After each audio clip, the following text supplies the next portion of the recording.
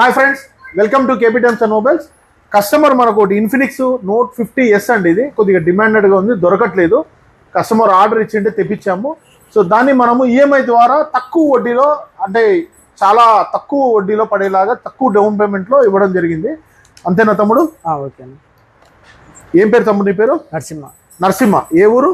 Proddatur. Proddatur. Okay, నీకు టయానికి ఇచ్చామా mobile? Offer ఏమి ఇచ్చాము? భర్చేసాడన్న.